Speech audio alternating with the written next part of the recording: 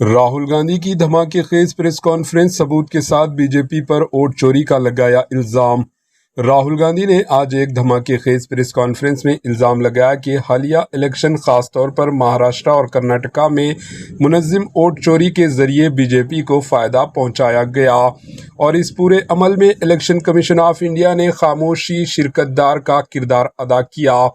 انہوں نے کہا کہ یہ صرف انتخابی بے ضابطگی نہیں بلکہ ہندوستان کی جمہوری ڈھانچے پر حملہ ہے۔ راہل گاندھی نے مہاراشٹر میں صرف 5 مہینے کے دوران 1 کروڑ سے زائد نئے ووٹرز کی انٹری کو مشکوک قرار دیتے ہوئے کہا کہ یہ تعداد گزشتہ 5 سالوں کی مجموعی انٹری سے کہیں زیادہ ہے، اور اسی دوران رجسٹریشن سینٹر کی CCTV فوٹیج بھی تباہ یا غائب پائی گئی ہے۔ انہوں نے بنگلور کے مہادیو پور اسمبلی حلقے کا حوالہ دیتے ہوئے کہا کہ یہاں 1 لاکھ سے زائد ووٹوں میں بے ضابطگیاں پائی گئی، جن میں 11,965 ڈپلیکیٹ ووٹ، 40,009 جعلی یا فیک یا غلط ایڈریس پر رجسٹریشن، 10,452 ووٹرز کا ایک ہی پتے پر اندراج انٹری، 4,132 ناقابل شناخت انویلڈ تصاویر اور 33,692 فارم 6 کا غلط استعمال شامل ہے۔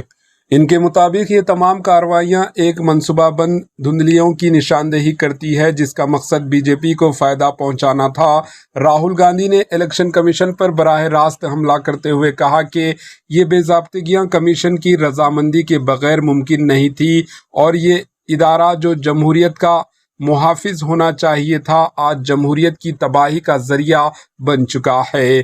ان الزامات کے بعد مہاراشٹر اور کرناٹک کے چیف الیکشن افسران نے کانگریس کو خط لکھ کر کہا ہے کہ اگر ان کے پاس ثبوت موجود ہیں تو وہ حلف نامے کے ساتھ تفصیلات پیش کریں، بصورت دیگر قانونی کارروائی عمل میں لائی جائے گی۔ اس پریس کانفرنس سے سیاسی ماحول میں نئی ہلچل پیدا کر دی ہے، جہاں کانگریس نے سپریم کورٹ کی نگرانی میں تحقیقات کا مطالبہ کیا ہے، جبکہ بی جے پی نے ان الزامات کو مایوسی اور شکست کا اظہار قرار دے کر مسترد کر دیا۔